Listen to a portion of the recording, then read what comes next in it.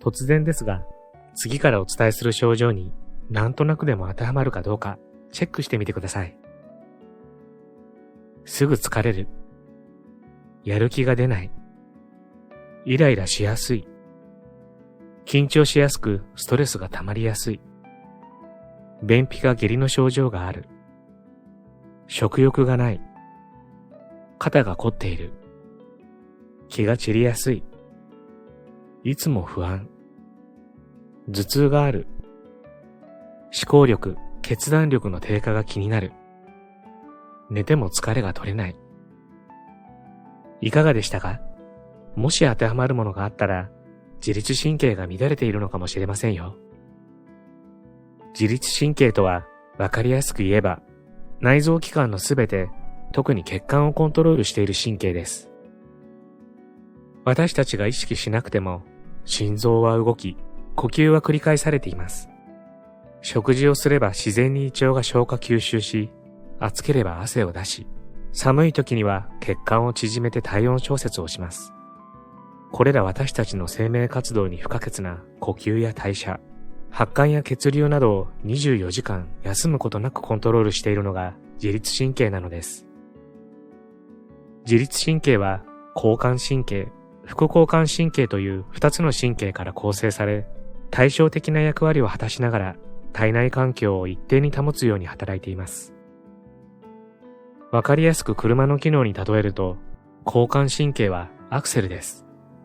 交感神経の働きが高まると、血管が収縮して血圧は上昇し、気分までアグレッシブで活動的な方へと向かいます。副交感神経は車で言えばブレーキです。この働きが高まると、血管を適度に緩め、心拍数を下げて、気分もリラックスした冷静な方へと向かいます。このアクセルである交感神経とブレーキである副交感神経が交互に強く働いて体をコントロールしているのです。ところが現代社会に生きる私たちは常に自律神経のバランスが乱れやすい環境で暮らしています。自律神経が乱れる原因は仕事や対人関係によるストレス、昼夜逆転や睡眠不足などの生活サイクルの乱れ、不規則な食事など様々。怒りや不安などの感情や天気や気温、気圧の変化なども影響していきます。自律神経の乱れは心と体の不調を招きます。なんとなく調子が出なかったり、やる気が起きなかったり、疲れやすさやだるさをまずは感じます。また、血流の悪化による頭痛や肩こり、内臓機能の低下による便秘や下痢、肌荒れも起こります。自律神経の乱れを放置しておくと、確実に命に関わる病につながるのです。では、自律神経を大きく乱すストレスをなくせばいいのでしょうか？残念ながら、ストレスはどうしようとも消えてなくなることはありません。大切なことは、自律神経が乱れた時に、その状態を認め、見極めた上で、どうやって改善していくのかを考えることなのです。つまり、自律神経を整えることができるのは自分自身だけなのです。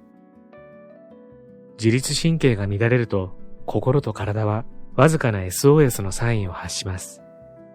そのサインに耳を傾け、しっかり受け取る。そして、自分を惑わす環境や要素を見つけ出して潰したり、避けたりすることができるような習慣を持つことが重要です。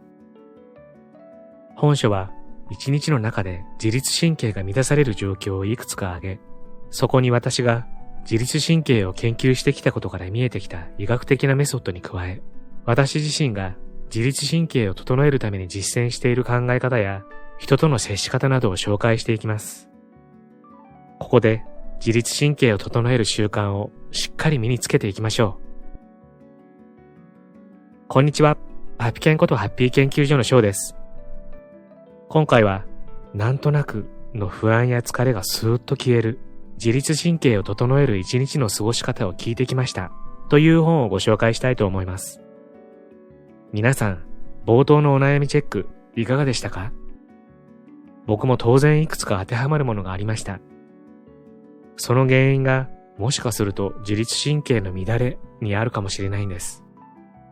本チャンネルをご覧いただいている方は、いい気分でいることの重要性を知っていると思うのですが、自律神経が乱れ、体の不調として現れてしまうことで、いい気分でいられない可能性があるかもしれないんです。これは由々しき事態ですよ。本書の著者は、順天堂大学医学部教授で、自律神経研究の第一人者である小林博之さん。彼に自律神経の様々なことを聞いてみたという形で物語は進んでいくのですが、一日の流れに沿って紹介されている自律神経の乱れが生じやすいシーンというのが本当にあるあるなシーンなんです。例えば、乗り気じゃないのにみんなとの食事に誘われたなんてシチュエーション、その雰囲気めっちゃわかります。こういった何とも言えない気持ちと自律神経を徐々にすり減らす数々のシチュエーションに対して楽に生きられるようになる対処法を教えてくれているんです。本動画ではこの本書の雰囲気をご紹介したいと思いますので、ぜひ最後までご覧になってくださいね。ハッピー研究所では幸せになるためのいろいろなノウハウをご紹介しています。よろしければチャンネル登録していただけると嬉しいです。寝ても疲れが取れないな。朝から体が重たいな。朝起きるとなんだか体が重いし、しっかり眠れていないからか、寝ても疲れが取れないんです。このまま会社に行くのか、と朝から気が重いです。毎朝シャキッと目が覚めて、前の日の疲れも取れている。そして朝から万全だ、という人がなかなかいませんよ。朝、目が覚めた時や、寝床から出て動き出そうとした時に、なんだか調子が悪いかも、なんだか疲れが取れない、と感じることは誰にでもあることです。そうですか。これから一日が始まるというのに、なんだか今日もダメだなと思ってしまいます。まずは、なんだかと感じる不調があれば、それは体や心が発しているサインだと思ってみませんか？体や心が発しているサイン。なんだかとぼんやり感じている不調からどうすればそのサインを読み取れるんですか？朝起きたらコップ一杯の水を飲みながら体や心の状態を一つ一つ確認していくといいですよ。朝は体や心の状態を教えてくれます。もし不調があったらそれを教えてくれてありがとうと感謝する。生きていることを実感できます。自分の体や心と会話しているみたいですね。そうですね。自分の体の声にしっかり耳を傾けることが重要です。目覚めはどうか、胃はもたれていないか、食欲はあるか、自分で自分に話しかけてみましょう。朝の時間は様々な体の状態を確認できる絶好の機会です。でも、正直ただでさえ忙しい朝にそんなに一つ一つ体と心の状態を確認する時間は取れない気がするんですけれど、少しの時間でいいのです。私の場合は体重を測る時間を入れても5分もかかりません。今の体の状態と向き合うことで不調というキーワードに流されず、自分主導の一日へとスイッチを切り替えることができます。たった5分で一日が変わってきます。自分主導の一日、なんだかかっこいい響きですね。今の体の状態と向き合うと、食欲のなさや顔のむくみなど、いつもの自分と違う部分に気づくことができます。なんとなく不調に感じていたものが明確になるだけでも、自律神経が整い、一日を通して負のスパイラルに入らずに済むことも多いのです。食欲がなかったり、顔がむくんでいたりすると、改善しないと思っていましたが、気づくだけでも自律神経が整うんですね。不調の要因には、不規則な生活、過度なストレス、運動不足や睡眠不足、偏食など様々なものがあります。これらの要因を朝の限られた時間に改善するのは難しいこと。まずは一日を通して負のスパイラルに入らずに済むよう、今の体の状態と向き合うんです。朝がネガティブなモードだと自律神経のバランスも乱れたまま一日がスタートして緊張感や興奮状態を一日中引きずってしまいます。体調を確認することで自分主導の一日へとスイッチを切り替えることが大切です。5分間、自分の体調をチェックしよう。気の合わない人と同じチームになった。うまく仕事を進められるか心配だな。同じチームの人がマイペースで、締め切りにもルーズなんです。結局、締め切りに間に合わせるためには、私が一人でどんどん進めるしかなくて、私の負担が大きくなるばかりだし、嫌になります。一人で抱え込んでしまっているようですね。そのマイペースな人に協力してほしいと思っていることは伝わっていますか？何度も話しているので伝わっているはずですが、相手に気持ちを伝えるために知っておくべきことがあります。それは話しただけでその人の性格や考え方までをすぐに変えることは難しいということ。そのため自分のストレスとうまく付き合う工夫をする必要があります。相手のせいでストレスを抱えているのに、私がストレスとの付き合い方を工夫しないといけないんですか？確かにストレスの発端は相手かもしれません。でもどのような状態でも生じたストレスを大きくして自律神経のバランスを乱している要因は自分なのです。そんな、自分でストレスを大きくしてしまっていたなんて。自分に要因がある方が実は助かりますよ。ストレスをコントロールする主導権が自分にあると分かると心が軽くなって自律神経が整います。自律神経が整った状態で他人と話すことができるので、落ち着いて人と話すこともできる。つまり、自分の意図することや気持ちも伝わりやすくなるのです。なるほど。自分のせいと考えるのではなく、自分でコントロールできるようになったと考えるんですね。そうです。他人は変えられないけれど、自分のことはコントロールできる。相手の態度でイライラしても、自分のストレスと上手に付き合うことで、落ち着いた気持ちで相手と接することができます。はあ、でも、やっぱり気が重いな。そのため息、人付き合いにおいてとても大切です。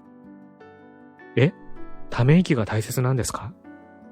今、せっかく先生がいろいろとアドバイスしてくださったのに、ため息をついてしまった、と反省したところでした。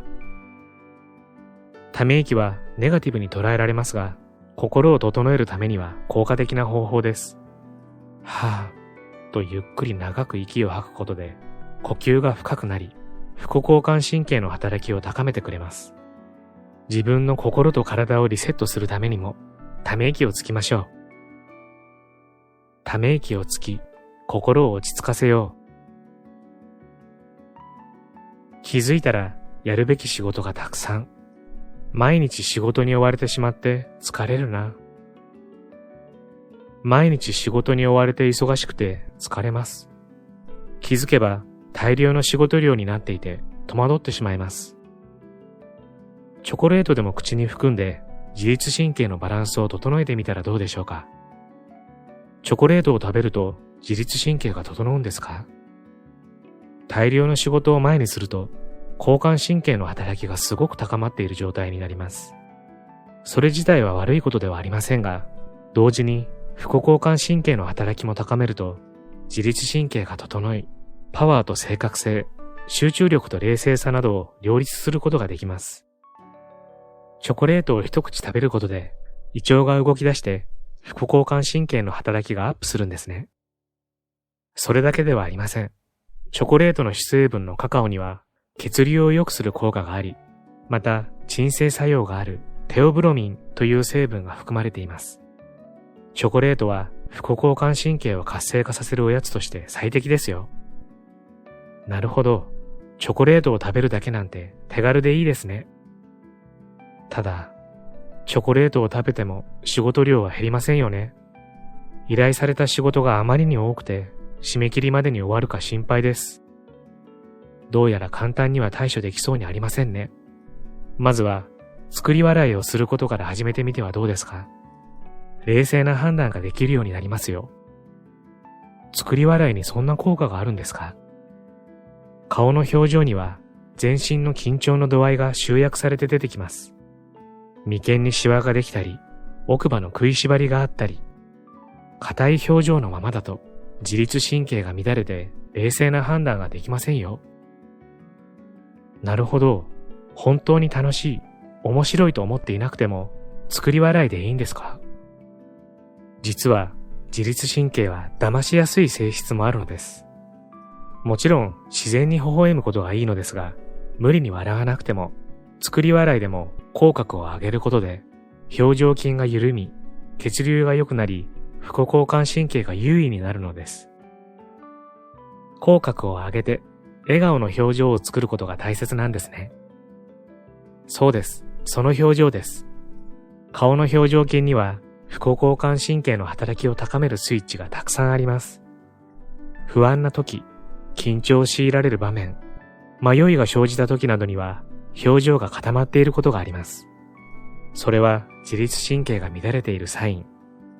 そんな時こそ奥歯の力を抜いたり、口角を上げてみたり、眼球をぐるぐる動かしたりして表情筋を緩めることです。作り笑いをして顔の緊張をほぐそう。このままで大丈夫かな？将来が心配だな。人付き合いも苦手だし、仕事をすぐに覚えられるタイプでもないし、将来の自分を想像すると心配になります。重要なのは、やっぱりストレスと上手に付き合うことですか？もちろん、それも大切です。でも、一番大事なことは、自分を好きになることです。それって、自分を好きになるために自分を変えていくということですか？自分を変える必要はありません。人付き合いが下手で仕事をすぐに覚えられないといったありのままの自分を受け入れて、まず好きになるということです。そんな自分のことを好きになってしまっていいんですか？そんな私でもいいんだと、そのままの自分を心から肯定してあげて、自分をポジティブに捉えると、おのずと幸せ感が増して、今、ここに生きていることへの感謝の気持ちが湧いてきます。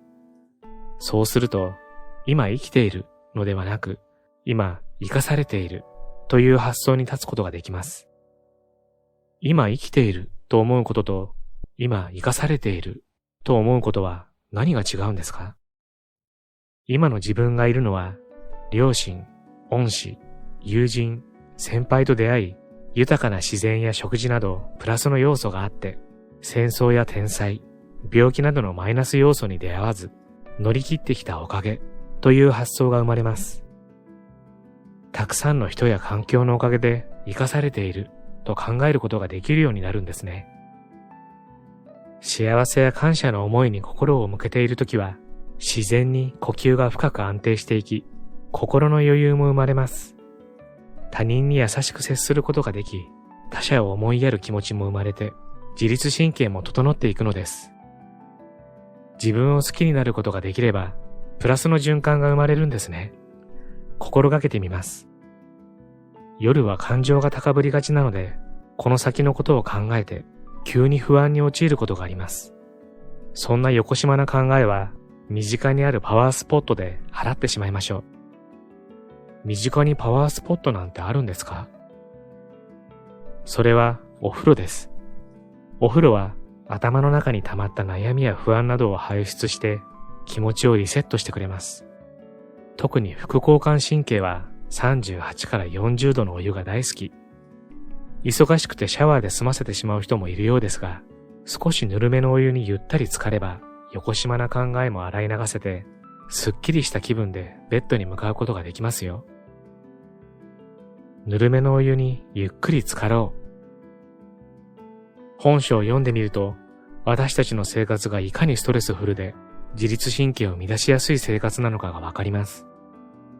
そういったストレスが原因で生活サイクルが乱れていき、さらに副交感神経の働きがダウンしていく、良くないスパイラルに陥ってしまうかもしれません。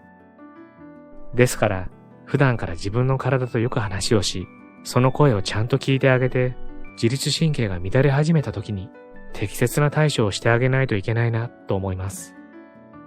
本書でわかりやすいところが、朝から夜までの一日の間の自律神経が乱される状況がいくつも挙げてあり、自分では気がついていなかった危険な状況に気がつけるということ。